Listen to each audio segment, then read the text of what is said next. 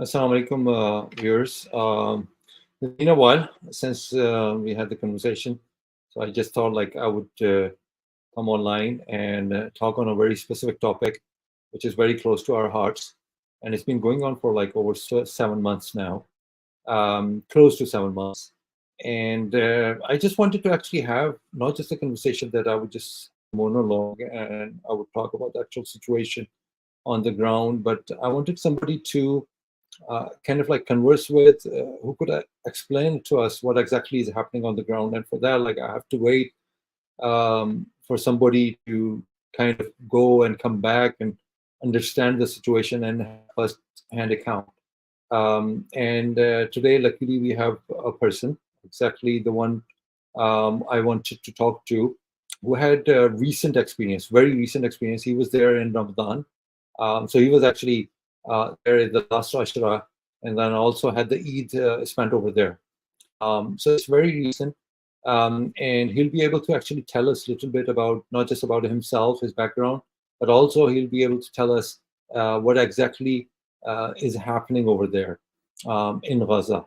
And you all know that we have been, during all this time, aching to find out more what's the reality on the ground, because what's been happening is we are watching all these videos on the social media. There is a total media shutdown as far as the mainstream media is concerned, and we are not able to really understand exactly what's the situation on the ground. A lot of people tell us, a lot of charities are actually raising funds, but at the same time, we haven't been able to establish exactly what is the situation, what can we do about this, and what would be the next steps, and what is there a hope in order to rectify the whole situation. So today I have with me Dr. Haseeb Khawaja. He's a resident of Michigan, and also he has been able to ascertain exactly what's been happening on the ground, because he actually volunteered himself to go. And since he's a medical doctor, he's actually gone in with the team to Gaza and spent a couple of weeks there and took care of some of the patients. So naturally, you would be able to actually ascertain a lot of things on the ground while interacting with those people and also experiencing during the travel. So welcome, Dr. Khwaja, and thanks for taking out time to be in this platform, and then willing to actually answer some of the questions which people would have in mind, I have in mind. So could I please ask you to a little bit explain about yourself, your background, and then we can move on to the conversation where we're going to be talking about more specific question on the ground. Please, over to you. Indeed. Jazakallah khair for having me. Assalamu alaikum. Bismillah ar-Rahman ar-Rahim. I'm an internal medicine doctor. I live in Detroit. I've been working here for the last few years. I had the opportunity of learning to work in intensive care units, emergency departments in my past. And in the last few years, I came to work with a team known as Fajr Scientific. And since October escalation of the events in Gaza in Palestine, I was in touch with them to request if they were sending a team, if they could consider taking me along. And alhamdulillah, they did consider me, and I got a chance to be in Gaza for about 2 weeks, the last 10 days of Ramadan and a few days of the next month, alhamdulillah. And that gave me an opportunity to serve our brothers and sisters in Islam and learn more about them, alhamdulillah. So, Dr. Saab, what actually, initiated this whole process? What went through your mind? I mean, obviously, everybody has a family, everybody's actually watching videos and everything. And ultimately, to volunteer and decide this particular very important decision that you're going to be actually going into the war zone. I mean, effectively, every single minute of your that time you spend over there effectively means that you can be factory of that conflict. And I wouldn't call it a conflict. I mean, it's a literal genocide. But at the same time, there's a lot of risk you would have taken in order to kind of volunteer for this position. So what went through, how the family came about this, what kind of discussions you had with your friends, and how did you come to that decision? Thank you. So you're right. This is a difficult decision. There was a lot of risk involved, and at the moment when I volunteered, we did have a family meeting. Myself, my wife, the children, about what I was volunteering for, and about the risks involved, and about the possible undesirable outcomes should they occur. I'm grateful to Allah that my family was very supportive. Um, I am hoping that my act of not discussing with my parents for the longest time is a forgiven act. I did inform them eventually when I got the tickets. There is a risk involved, um, and the thought process that I was going through was there are people in a much more difficult situation than what I am putting myself in. And if I am chosen, if I am given a chance to serve, I should take that as a blessing, not as a risk. And I'm grateful to Allah that we were able to make it back home safely without any injury, without any event. So, where does it all start? Like, I mean, I understand. I mean, you took a decision, then ultimately, and I believe that you actually kind of at the mercy of the WHO that who organized everything for you. But how did the journey start? So, you live in Michigan. Where you left from?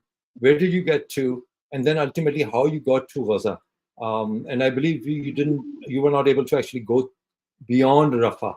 So, I mean, all these travel points where you had break journey and then you ultimately got to the next destination and next destination.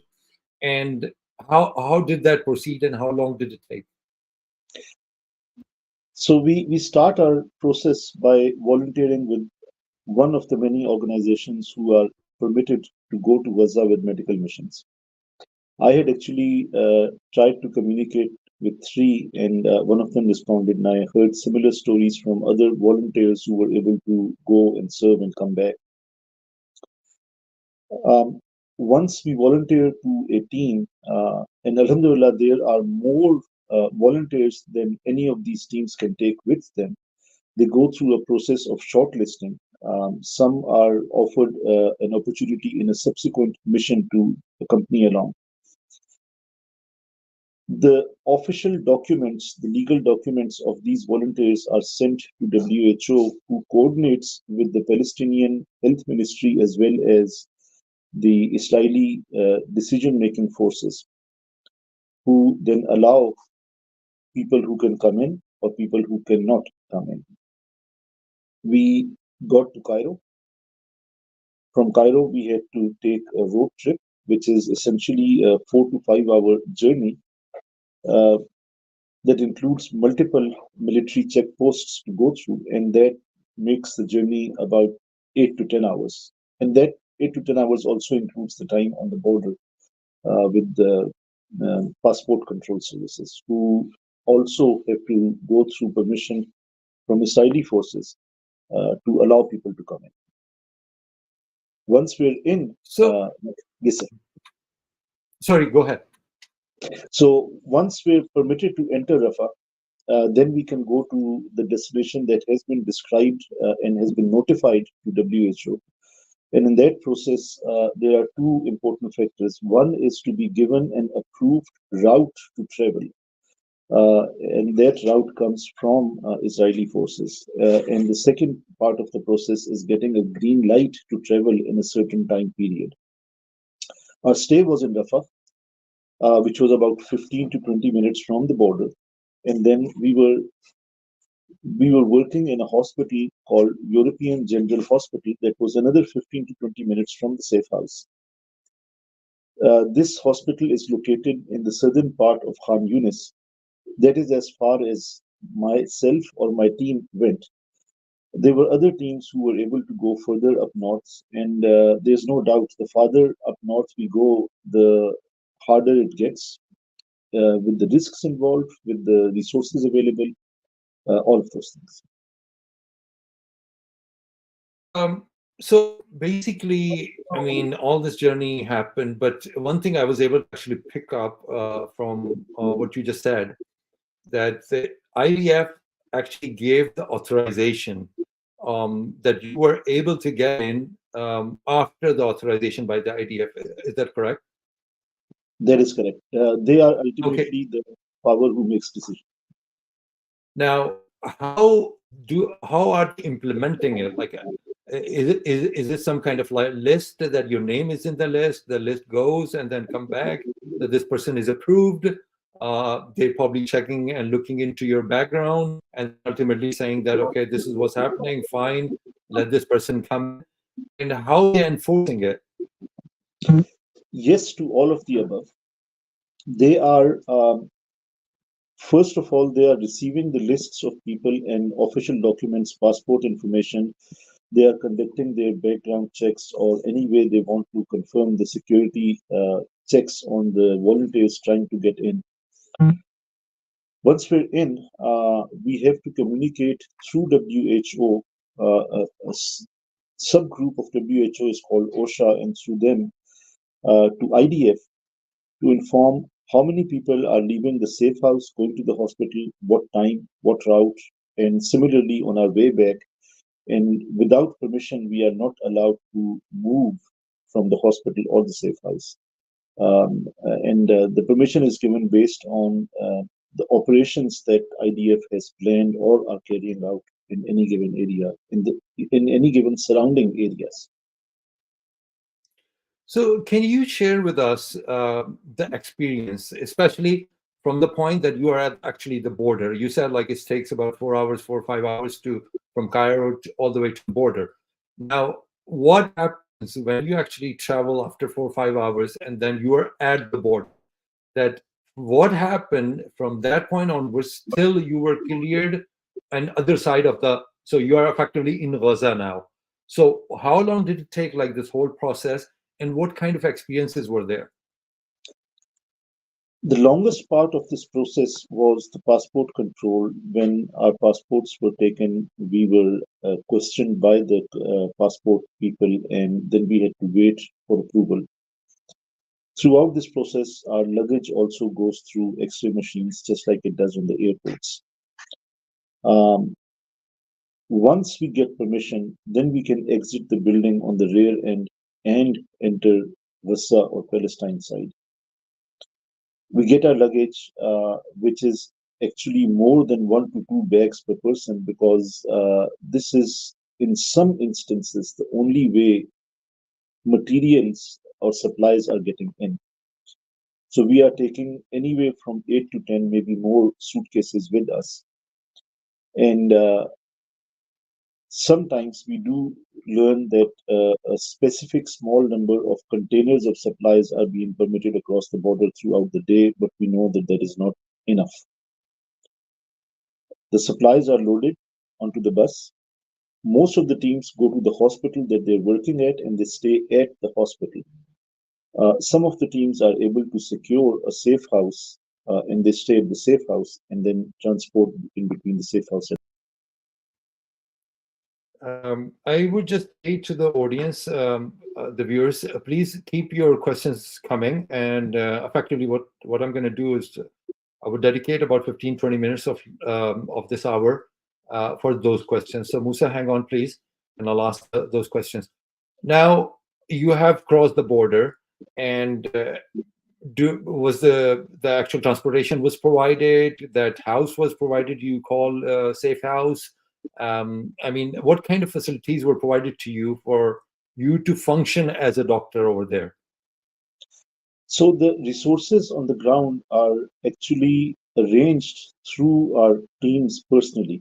They are not provided by the Ministry of Health in Palestine. They, unfortunately, we know already um, are exhausted with their resources. WHO is playing the role of coordinators. They don't provide services. So we had to hire services, we had to hire a transport, we had to hire or rent an apartment. Um, uh, and we had to make arrangements for the food to be made and delivered. And Alhamdulillah, we were able to use the same vendor to make food on large scale to be distributed in different camps over there. Those are all logistics that each medical mission is trying to arrange on the side while the doctors work in the hospital. Now, working in the hospital, we're walking into a system, we're working in a system where there is no system, there's chaos. Their departments are shattered. Um, the actual staff in the departments are either martyred or have left under threat, and some of them are still working over there. The rest of the staff are volunteers who have come from other hospitals that have been destroyed and they are filling in spots. Whether they are working as employees or volunteers, they're not really getting paid because there's no economy. But they're trying to maintain a system of shifts covering each other, taking rounds, and every 3 to 4 days rotating the shifts and the teams. In that process, we adjust ourselves and we help in any way possible. So there are times when we work as the doctor that we are certified to work as, and there are other times when we work as just a transporter or coordinator or a translator to facilitate any process that is happening at that moment. For example, getting a medication to a patient from the pharmacy, which we know is available, but the pharmacist they came across did not know it was there, or trying to arrange some equipment for the next procedure. Or sometimes the surgeons were playing the role of technicians or assistants in the operating room because they did not have enough staff. So we did get to play all those roles in this time also. So, Dr. Saab, I mean, there are different elements to it. So, first of all, like you actually went with some sort of, baggage with you, and you were able to actually bring in some of this stuff along with you, and you didn't have to, rely on all the supplies while you were there. So that's one thing. Secondly, in terms of actual your food intake, that what you were eating, what you were drinking, was it the same food? Was it the same water like you were drinking as the other people were doing? In terms of the actual accommodation, how would you like take bath? How would you change your clothes? So, what was your experience in comparison with other people who were actually already there? So as we discussed that the system of food supply is very disturbed. Um, as foreigners, we had the chance to somewhat get a guaranteed food supply, which was not guaranteed for the rest of the refugees over there. Sometimes that did give us a sense of guilt that we have food, but the people right outside the gate of the safe house or right outside the office in the hospital don't have food. Um, Similarly, water we know is not clean water available at all. We were using bottled water to the best of our abilities. I, as a medical doctor, got to see a significant number of hepatitis cases. Unfortunately, we could not test them on what kind of hepatitis, but saw many people with jaundice and gastrointestinal symptoms, uh, which is being transmitted through the fecal oral route or through the food chain, food or water. Those things are very, very difficult. And one of the items in our supplies that we are taking is water purifiers or purified water bottles or water purification tablets. The other is, as we discussed, that some of the times some containers are permitted to come through. So there is some supply of food available in southern Gaza. Northern Gaza, as we see in the social media feeds, is more hard-struck and has lesser supplies and resources available to them. And some of the medical people do catch illnesses once they're there.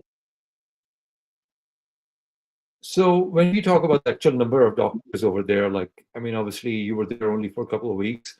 How the functioning of the hospital is, made sure that okay, it's been a functional hospital where the people can actually come in and take medicine and they've been diagnosed with certain diseases. So what's the routine maintenance and how many doctors we are talking about, like when we talk about the European General Hospital? I would say I could not really ascertain the number of doctors working in the hospital at any given time. Alhamdulillah, almost every department had enough number of doctors available, which included the volunteers from other local hospitals as well as volunteers coming through medical missions. Yet, there are times when we feel that a department is understaffed. Now, that also comes into play considering the fact that this is one of the only hospitals remaining that is functioning in Gaza right now, in Rafah. And there are a few other hospitals which are much smaller in size. And this hospital is providing services to around 2 million refugees. So the load of work is non-stop and is working 24/7. The only way to get a break is to get out of the department. Otherwise, the work is not stopping. There's no concept of 8 to 5 lists or 8 to 5 shifts or 8-hour shifts. The people who are really working as pre-assigned shifts are working in 24-hour shifts. Now, as for the system, also there is no system. The computer system is partially functional. We could see X-rays and CT scans on the computers. They do not have MRIs. Lab services are partially available. Some lab tests are available only for critically sick patients. Otherwise, sometimes we cannot perform a lab test even if we want to because they have limited resources once again. Now, working inside the department, people do get an emergency slip when they get registered. They come to the counter, but there's no system of triage or being seen by number or severity of illness. They all come to the counter and they wait for their turn to be seen. They wait for someone to notice their presence and give them time. And Alhamdulillah, there are good workers in the emergency department who are able to identify the critical patients from rather stable patients and give some people more and quick attention versus the others. As they have to go to other departments, whether it or operation theaters or ICU, that again depends a lot on the availability of staff to transport them, as well as staff to be able to take the calls on the other side and discuss before the patient is exited from one department to the other, which is also a very imbalanced or disturbed system. But So the beauty of all these people, once again, locals or outsiders, is they're trying to make the best of whatever is there. So, Dr. Khwaja, if you could actually, slightly brief about your daily routine. So, for instance, let's say you had a good night sleep. I don't know, I would call the good night sleep or a couple of hours sleep, whatever it was, and then you wake up in the morning. What time you used to wake up? Then, what was your daily routine in terms of the actual seeing the patient, taking a break, getting ready? Was there a shower available? Was there a water available to actually take shower and brush and do with and all that? So, what was your daily routine up till the point when you actually go back to the bed? Interesting.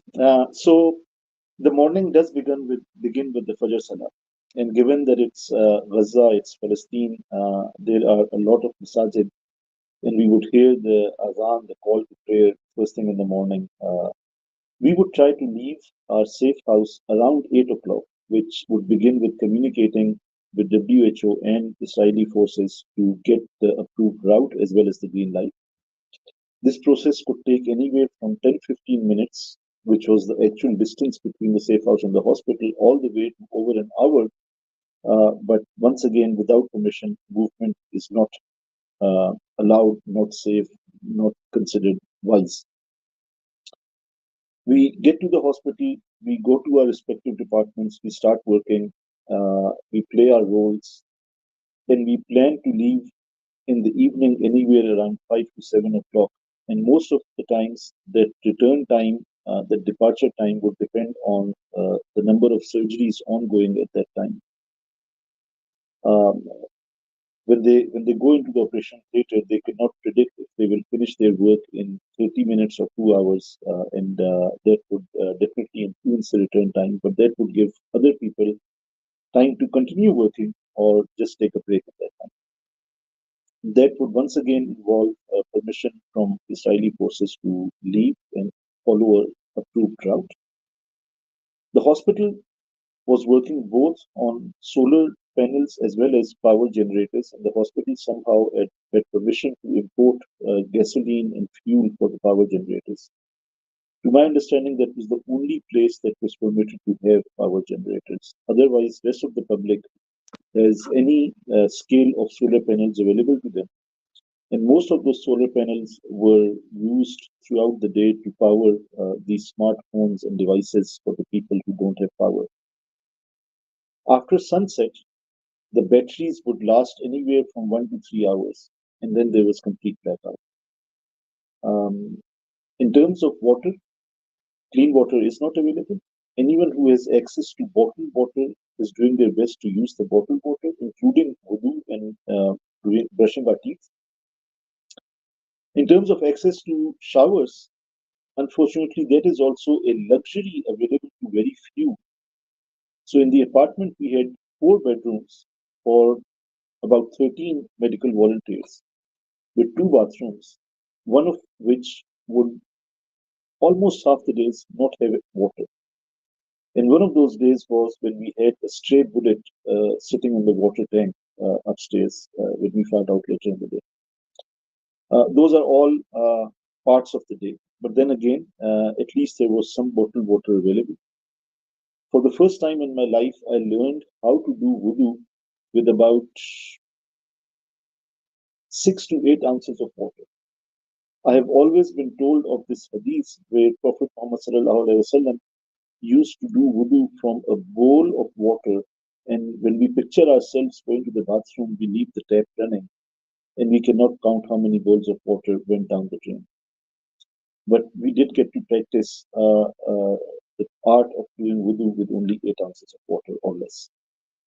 And yes, shower was not available every day. People living in the hospital had lesser access to bathrooms and showers than we did, who had the luxury of having an apartment.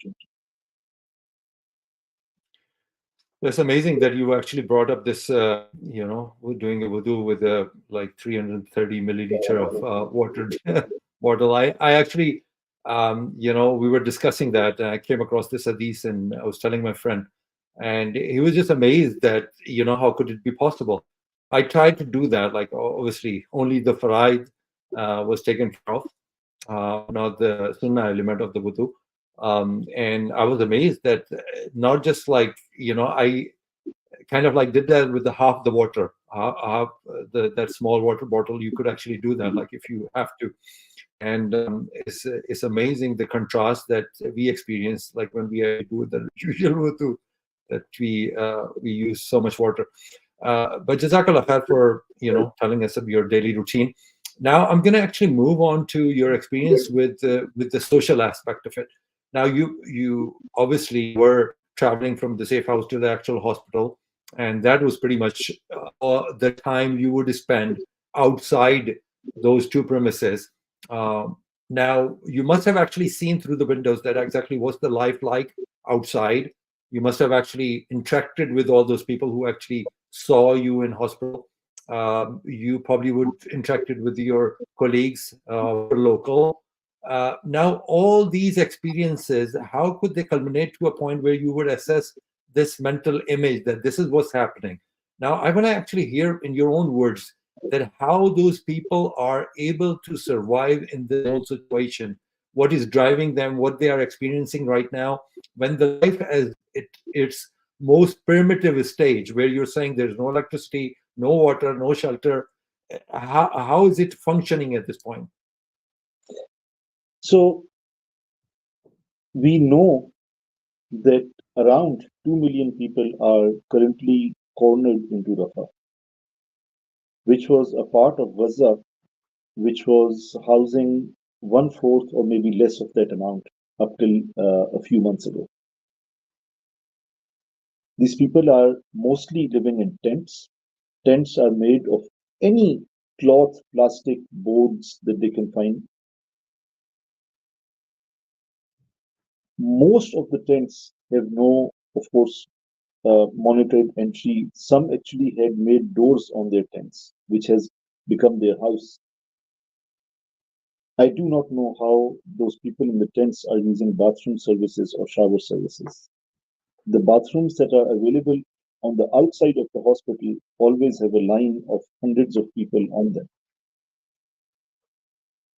And outside of the tents, there's not many cars on the roads because there's no gasoline or fuel available.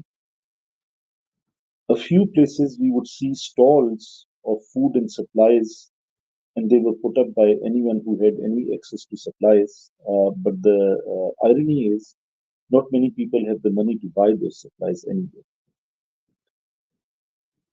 Whatever is left in between the tents and the roads is covered with piles of trash that is also a part of the social society that they do not have anymore. There's no services for sanitation or cleanup. So trash piles are getting bigger and bigger by the day. And within all of this, the children are spending their day playing and running around and making the best of what they have.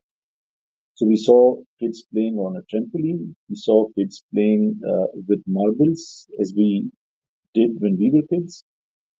Um, we saw kids running around, any kind of bicycles or any cycles that they could make of. One of the kids I can not forget, I did not have the courage to take a picture, was on a bipedal cycle, one foot on the board and one on the ground, both arms on the handles. But the part that stood out was this child had neither of the two hands or the two feet. The wounds were healed, but the child had no hands or feet. Yet this child was playing. Um, we did get a chance to carry some candy and sweets with us.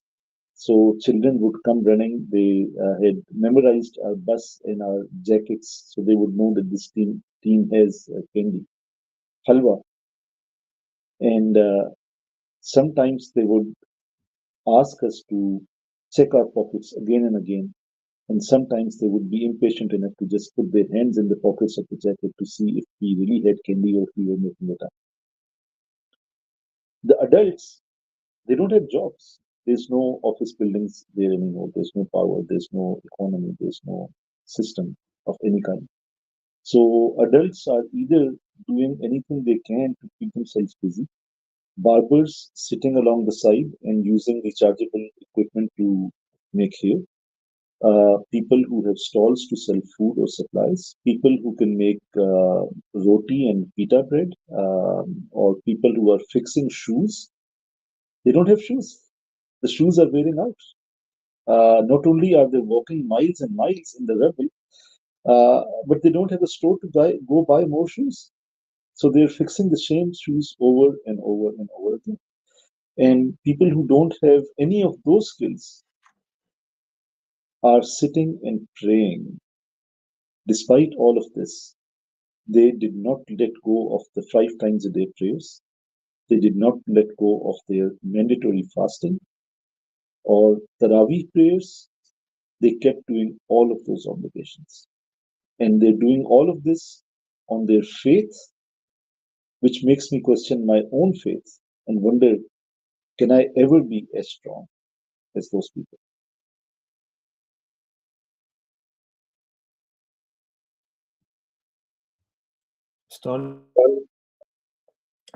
Totally astonishing. I mean, I'm out of words. There are so many questions I've lined up for you, but Please. whatever you're experiencing is experience is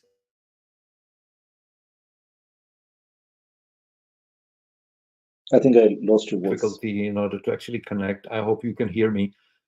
We had a little pause in between where we could not actually connect or people could not actually hear it, but I apologize for that.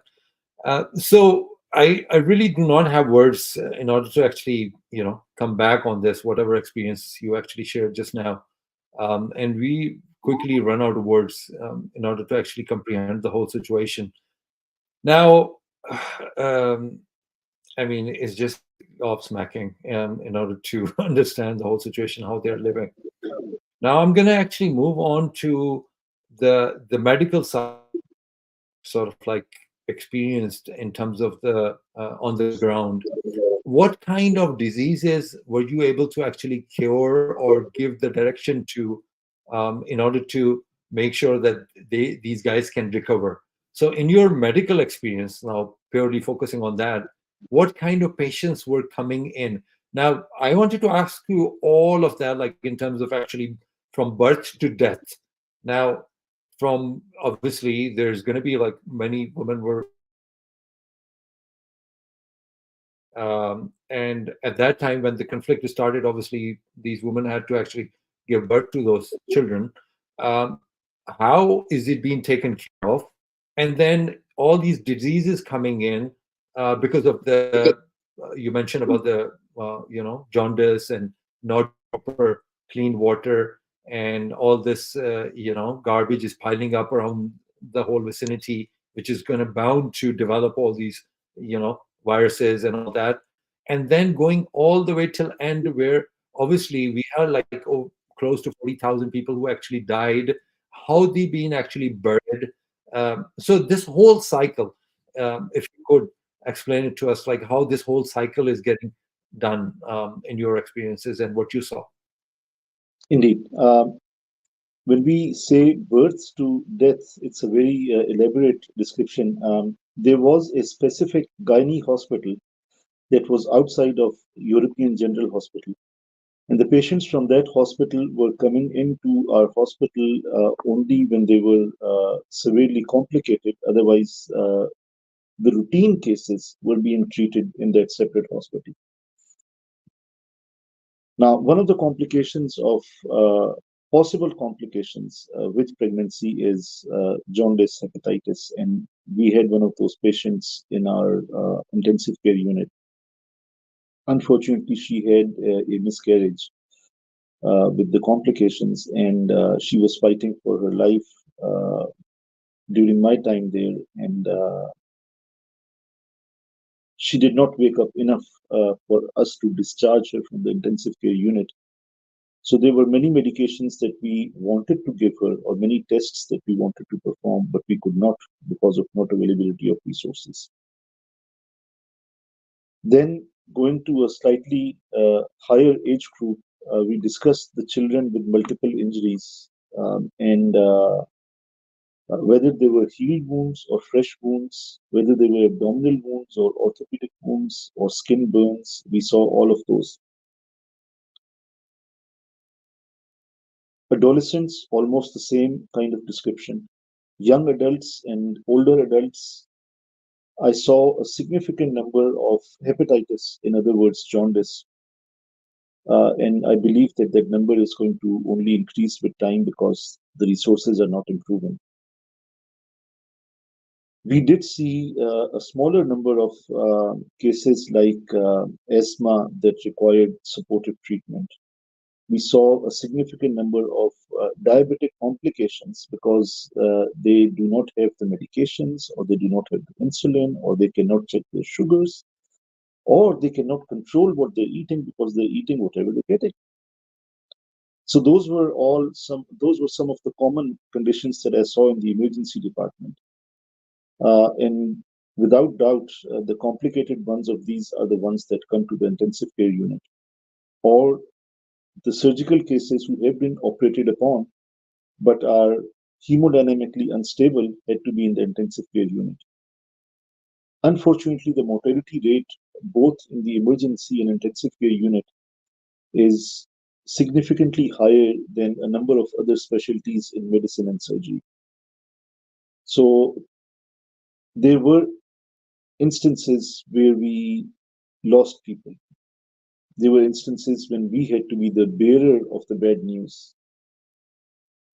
And I could go to the extent of hugging the men of the family, but I would not have words to say it will be okay or we did our best, because I know in Western world, we could have done much more for those patients than we were doing in Gaza.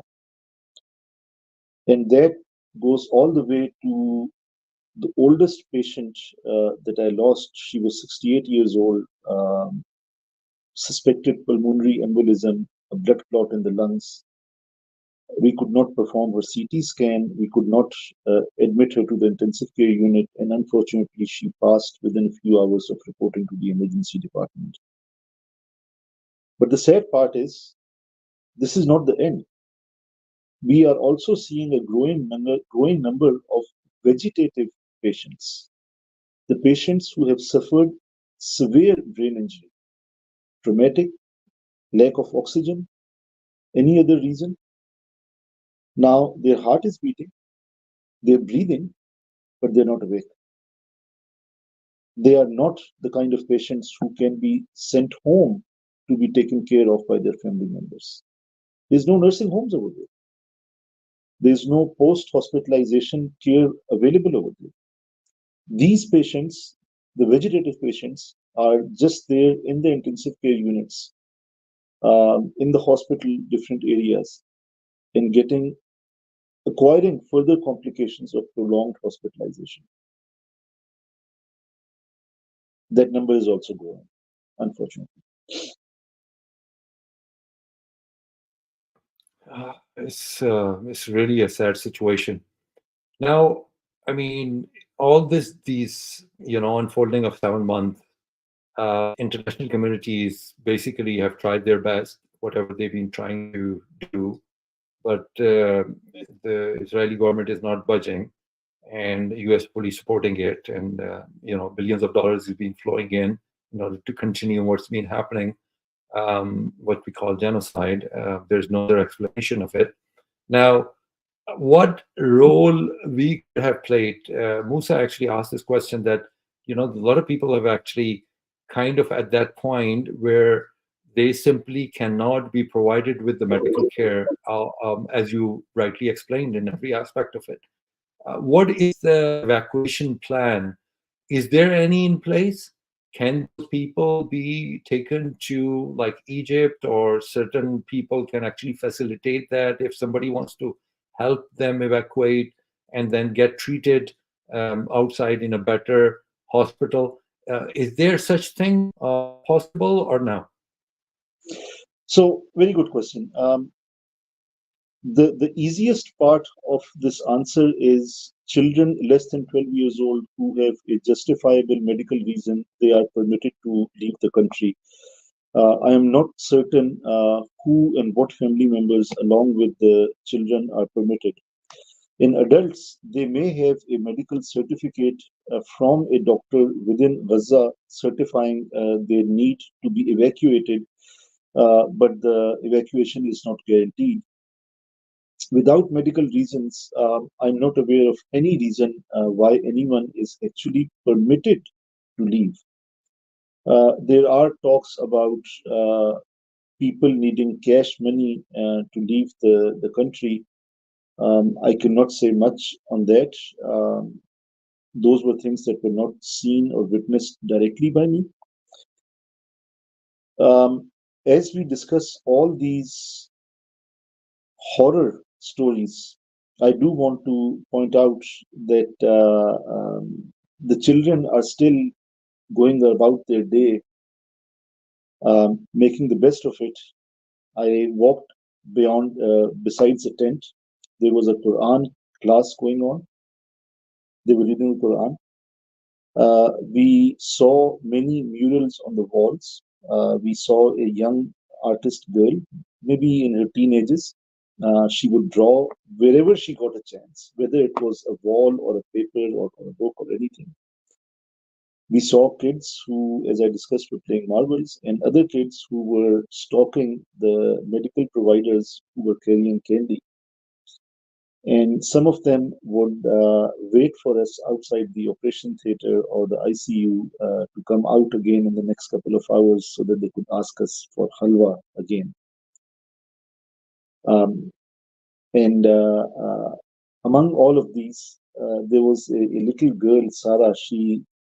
was residing in one of the offices next to the office that we were using as our break room in the hospital. She would come to the hospital, to the office pretty much every day. She knew that there are likely to be more doctors in the office in the afternoon hours than the morning because we all would just go and start working. And she would ask us for candy. And one day I gave her a small packet of nuts, these small packets that have 100 calories of nuts. And she gave it back to me. She didn't like it. I could not understand what she was saying, but one of my colleagues, after the second or third attempt, gave her a candy and she became our friend again. So that's the beautiful part of that society. But coming back to your question, yes, evacuation is very, very limited and very, very difficult. I did meet a number of medical teams that were evacuating critically ill patients from the northern Gaza to southern Gaza, but they were not involved in evacuating from Gaza to Egypt. There is a small number that is being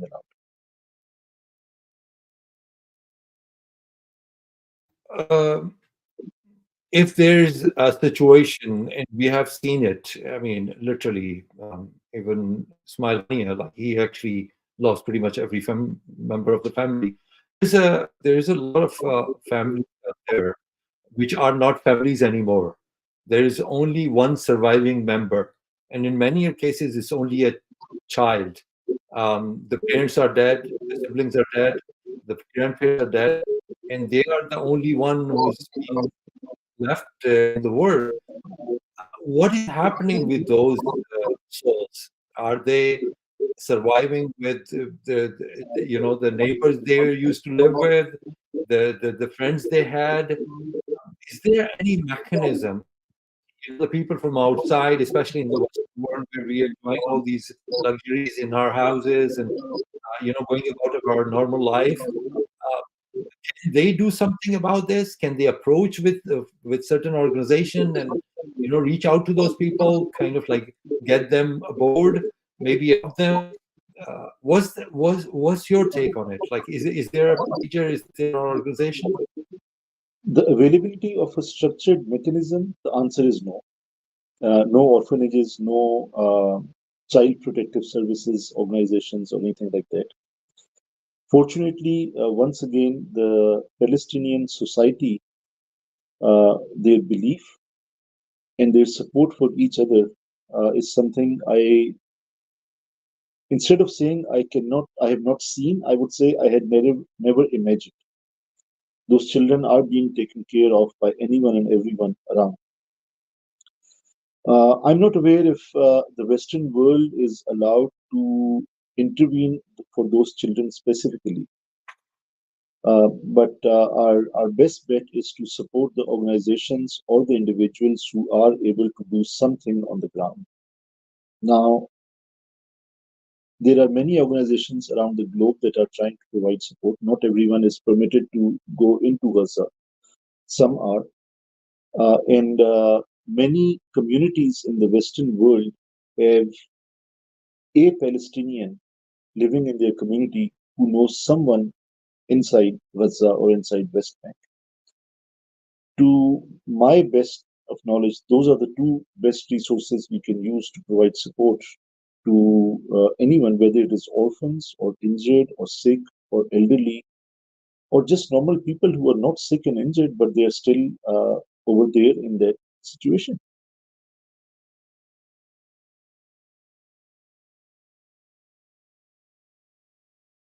So, Dr. Saab, thank you for providing all this information. Now, you were probably getting close to your ending the journey, and you had the Eid Salah over there. What was the Eid like?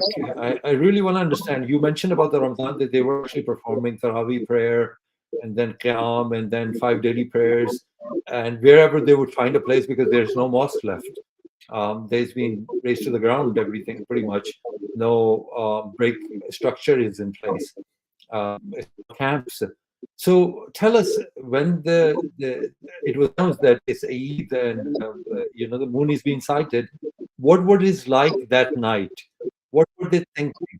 And there is a tradition, like for instance, if somebody actually dies in your family, when the next Eid comes in, everybody is like kind of like giving condolences rather than saying Eid Mubarak to them.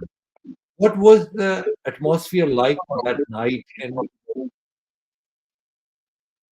That group of people that we came across in these two locations, the safe house and the hospital, were as lively as anyone could be. To start off, the night before Eid, there were continuous discussions of when, where, how the Eid prayers will take place, and a formal announcement from some authority in Gaza was there will not be an Eid prayer because of the risk involved with gathering such a huge number of people in one place. Yet, many mosques did carry out Eid prayers. Um, my guess is that the number of attendees would have been much, much smaller, but people still did go. Regardless of how many people Palestinians have lost in their immediate families, everyone we met in the hospital that day was happy and wishing each other Eid wishes, which was amazing. They were joyous, and some of them were actually happy that the medical missions, the teams that were there, were actually staying there on Eid and not abandoning them just to be with their family. I'm grateful that I got a chance to be one of those. This is the good side of the Eid that we saw. The other side of Eid, none of those people had any new clothes to wear or new shoes to wear. They did not have any places to go to have fun, parks or eating out or gathering at someone's house. And some of them saw the opposite side of joy and fun. One of the other patients I saw was a 10 to 12 years old boy who was in an encampment where the air supplies were being dropped. And like many children playing over there, this child ran to those air supplies, and the pellet with all those supplies fell on the child's head.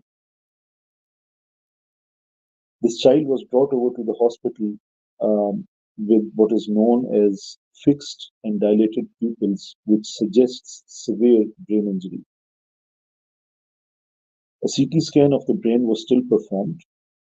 Unfortunately, not enough abnormality was found that the surgeons could fix it. But like many other patients, this child was still breathing, so he had to be taken care of, and we did our best. Unfortunately, he did not live past the third day. Throughout this time, both the parents would be available in the ICU almost all day, any day, and they would be standing by the bedside, crying with tears, but I did not hear a loud noise from anyone in the family. The father would continue to say, Alhamdulillah, all gratitude is for Allah, despite being told that there's nothing that can be done for his son. Unfortunately, I had no words for the child's brother, who was almost the same age. I just held him close to me and I just stood. So we saw all kinds of things even on Eid day. ya Allah. So, I mean, again, run out of words. It's really hard to actually. I'm kind of like surprised that how you kept yourself composed, while explaining all that. Many people do not have the strength, and you were able to actually kind of being in that situation. There would be many instances you probably would just say, "Ya Allah, what's happening? Why is it happening?" This now, where are they getting all this strength from? I mean, this is very, very unprecedented. So, That's the answer. I there's a verse in the last part of Surah Baqarah La yukallifullahu nafsan illa wus'aha. Allah does not test anyone beyond his or her capacity. That's the general meaning of the verse. This is not the literal translation. And I look at residents of Gaza, I look at Palestinians over the last 75 years, and I wonder that no doubt, no doubt, everyone can go through what they're going through. Subhanallah. Yet, when they describe to you, when they show you pictures of their lost family members, lost children, of their destroyed homes, after the description, they give you a smile and they say, Alhamdulillah, and they move on to the next topic. Their belief is so strong. They're waiting for So this to what? come. So Please. what? I mean, what process they actually followed? I mean, I really want to understand. I mean, how they were able to, like, I mean, we read the same book, we have the same belief system, we have the same faith system. We too actually pray 5 times a day. We do the Eid prayer. We had the Ramadan. We did the Qiyams. We did all that. What is special in them? Like, are they reading the Quran daily? They're reading the meaning of it daily? What made them what they are? Like, in terms of that they could actually take over like everything, any sorrow, any turbulence, any tribulations. Uh, I mean, did you try to actually question yourself that I have to find this out from them? Many times. Many times. There's another verse in Surah Kahf that means similar to Al-Malu wal-Banuna zinatul hayat dunya. And this is only half a verse that Mal and Banun, Mal is money and wealth, is only a luxury in dunya, in our world. They're living it. They're living many of these verses of the Quran. They're living the verses of the Quran that talk about taking care of the orphan or taking care of the widow. They're living the verses of the Quran that talk about something as simple as backbiting. I did not get to talk to anyone who would backbite about what others are doing to them. They would talk about what is happening today and what are they doing about it today and what are they thinking about tomorrow. And that's about all. This is their faith, which I uh, I know that I have to question mine or the strength of faith. I'm so sorry you lost your voice. So effectively, what I gather from you is those small things which on which you can actually build upon in order to get to that faith level. So I think that you actually brought in this point that backbiting, and this is one of the severe sin you can actually commit. And Allah Subhanahu wa Taala actually went all the way to not any other place. Like it could have actually come in something which Prophet ﷺ could, narrate in the hadith, or but Allah Subhanahu wa Taala actually ultimately he explained that in the Quran that it's like eating your uh, uh, brother's flesh. Now this element, how did they build upon it? Like for instance, they started practicing it. That and we are running out of time, but I just really want to understand that so the viewers could actually build upon it and learn from it. Is backbiting, helping what whoever is around you, sharing whatever the resources you have.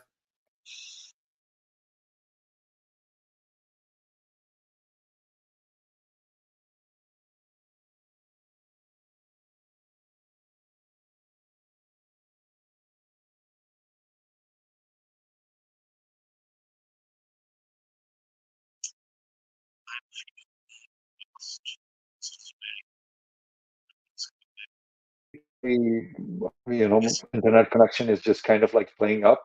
But so what I was trying to explain is in terms of the actual, not doing backbiting, sharing, taking care of the needy. So those very three, four things, which we consider very basic, they built upon it and started practicing it, and then ultimately got to a level where their faith level was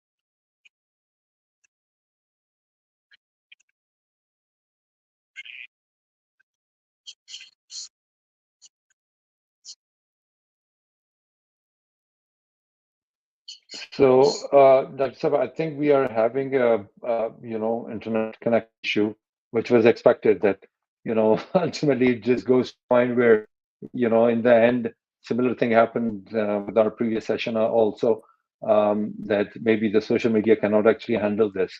That ultimately this needs to be kind of like suppressed or something. But I would like to actually thank you because your voice is not really coming it correctly, and we are continue to disconnect. But I really want to thank you for sharing this experience with us, so the viewers could actually understand much better that what exactly is happening over there. And then I would love to actually have another conversation with you, maybe invite you in our community, and also see how people can actually understand what exactly your experiences was.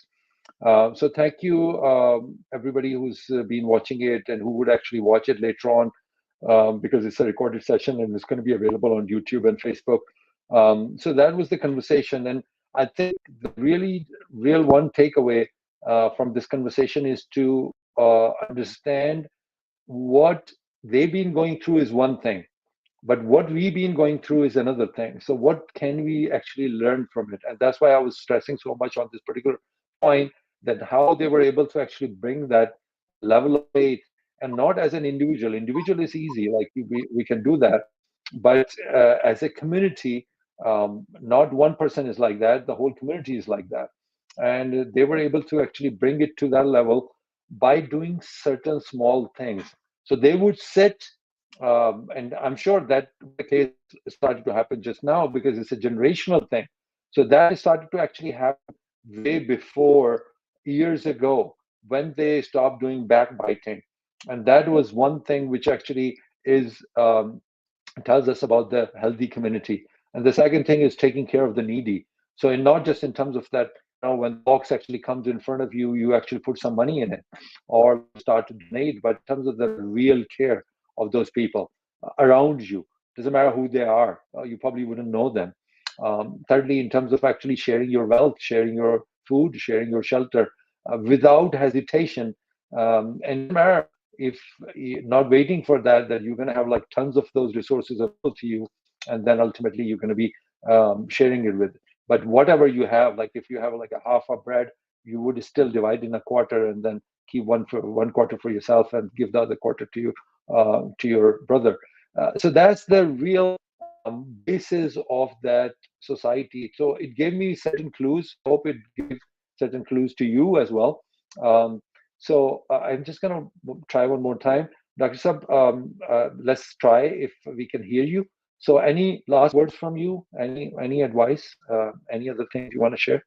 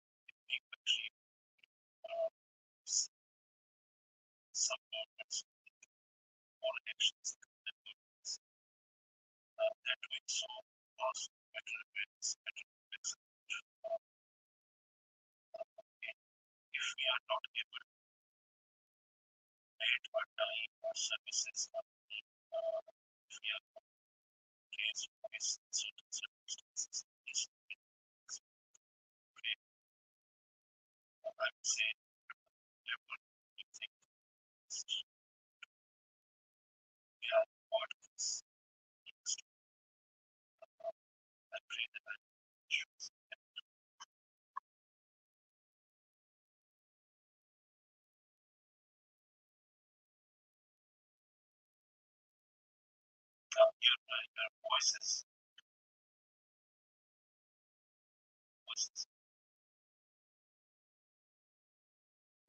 So, Dr. Saab, your voice is being distorted. Whatever you're just saying.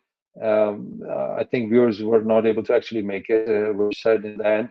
But I'm glad that you were able to join us today, and we were able to actually learn a few things from you. That was the situation on the ground, and I think we'll keep this conversation going.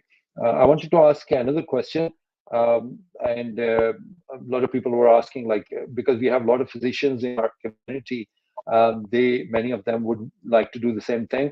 So I would discuss with you back channel that if somebody would like to actually go through the similar sort of experience and volunteer themselves to take care of the people in Gaza for the medical reasons, then I'll discuss with you and inshallah pass on that information to all those people. So Jazakallah khair. Thank you for your time, and thank you all the viewers for tuning in.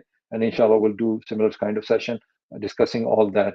Next thing I probably would be doing is to actually go live into one of the encampments. As you know, throughout the U.S., the students are actually doing encampments. Encampments is basically, they have the camps, and then on the university premises, erected, tents, and that's where they are living in order to agitate in front of the very authorities who are actually behind and buying money and supplying resources to the state, which is doing this genocide of Gaza. So thank you for that, and inshallah we'll continue the series and tap into some other resources where we can get first-hand knowledge. So thank you, Jazakallah khair. Thank you for tuning in, and we'll meet in the next episode. Thank you. Assalamu alaikum. Wa alaikum assalam.